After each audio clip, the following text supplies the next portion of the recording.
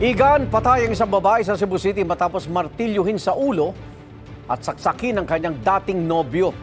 Base sa investigasyon, nangyaring krimen sa tinutuloy ang bahay ng biktima sa barangay Careta. Nasaksihan pa raw ito ng 6 na taong gulang na anak ng babae. Na-recover sa crime scene ang ginamit na martilyo at patalim. Tumakas naman ang suspect na kalaunay sumuko rin at umamin sa krimen. Paliwanag niya, nagdilim ang kanyang paningin matapos itapon ng dating nobya ang bigay niyang bulaklak at tsokolate at sabihing may iba na siyang karelasyon. Nagsisisi raw siya sa kanyang nagawa. Maharap ang suspect sa reklamong murder at sasailalim naman sa psychosocial intervention ang anak ng biktima.